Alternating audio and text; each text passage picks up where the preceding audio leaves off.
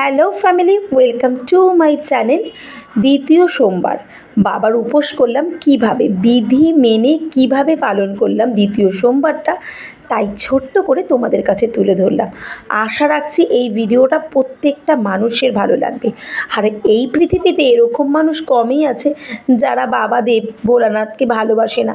কথাই তো আছে, দেবদের আদি দেবাদি, মানে সব থেকে আদি এবং পুরাতন আমাদের ঠাকুর যদি আমরা বলি, তাহলে ঈশ্বর যদি বলি, বা যদি ভগবান বিশ্বাস করি, তাহলে কিন্তু শিব। তো দেখতেই পারলে দ্বিতীয় সোমবার, আর সেটা কত নিষ্ঠাভাবে আমরা পালন করলাম বিধি মেনে, সেটাই তোমাদের কাছে শেয়ার করলাম। ছোট্ট করে চেষ্টা করি 5টা সোমবারই করার চেষ্টা রাখি, যদি কোনো বাধা না পড়ে।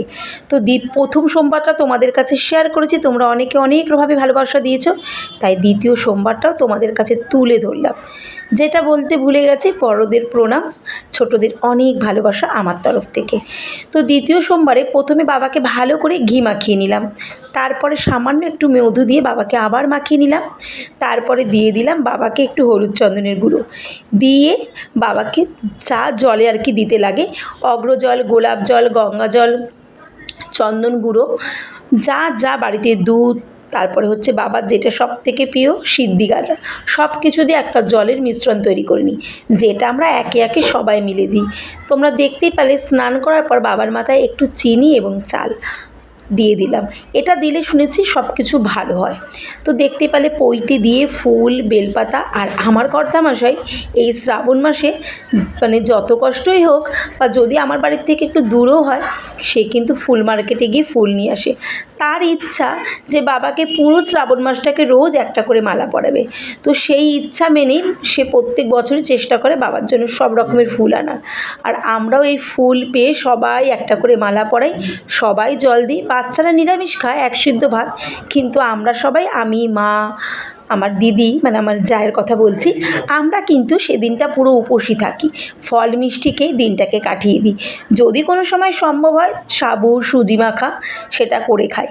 তো দেখতেই পারলে একে একে সবার নামে মোমবাতি ধরিয়ে মাথায় ওড়না নিয়ে বাবাকে আরতি করলাম। শাড়িটা পরা ওঠে না, কারণ কাজের ক্ষেত্রে দেরি হয়ে যায় বলে, এবং কাজে যেতে হবে বলে, তাই হয়তো মাথায় ওড়নাটা দিয়ে নাইটিটা পরেই করে নিই।